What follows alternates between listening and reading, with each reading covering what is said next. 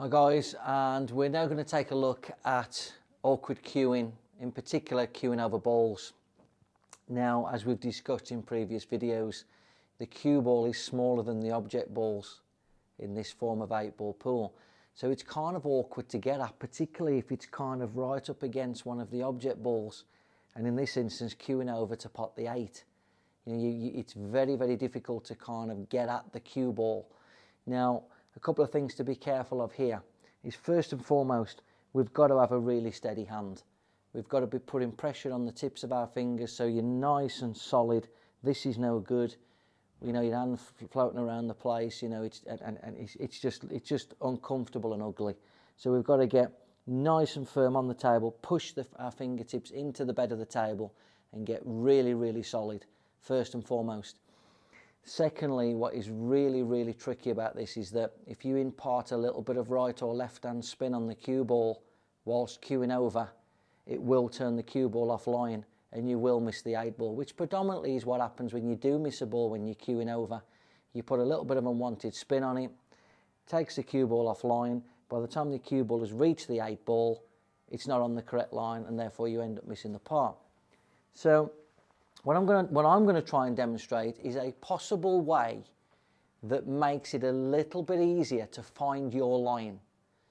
So first and foremost, take the shot in hand. And rather than kind of walking to the table with kind of this going on, where it's really a little bit of guesswork, what I like to try and do is I like to try and get low on the shot first.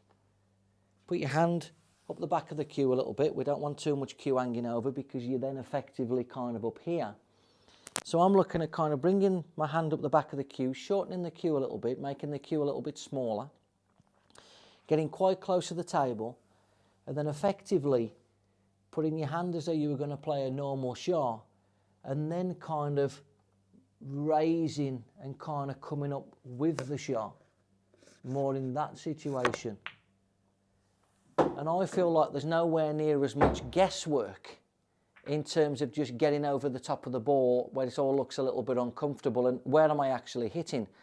So you're giving yourself a little bit of a guide of where you'd play a normal shot and then you'd kind of come in and raise your hand, pushing your hand forward to the point where you feel comfortable to now get at the cue ball.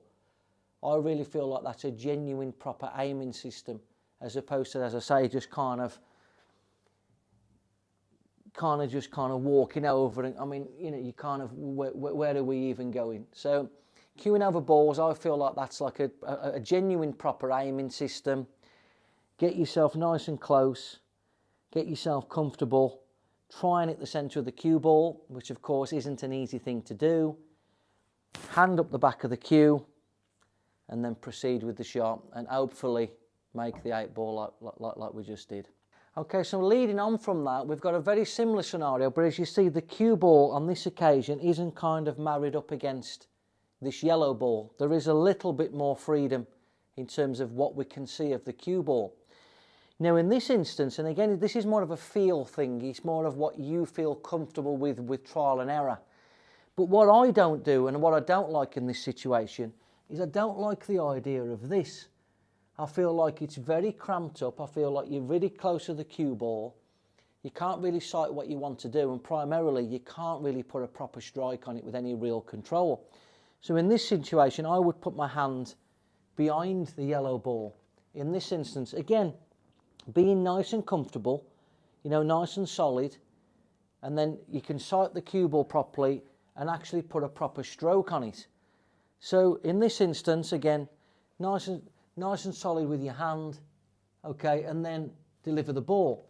However, if we were going and the cue ball was a little bit further forward than that, and we've still got this hampering issue going on, I would then deem that this would be not suitable because you've got too much cue hanging over, certainly from the bridge hand to the ball. And I'd only really advocate that if it was absolutely necessary. So in this instance, I would actually go in front of the ball. And at all times, which I will look at this in another video, we should only be raising our bridge hand off the table if we are hampered. You should never have your palm of your hand off the table in a regular shot unless you absolutely have to. So if you're deeming that you have to play that like that, I totally understand. However, if you can actually get in comfortably and play it with a proper bridge hand, then that's what I would advise to do. So there are certain times where you have to go against the rule, against what would deem to be the correct technique, but just how you feel. You know, sometimes you get comfortable for a shot and sometimes you don't. So in this instance, that is how I would personally suggest how to play the shot. Now, there are other times as well where you get this awkward cueing situation. So, for example, ball into the corner and you're a little bit close to the rail.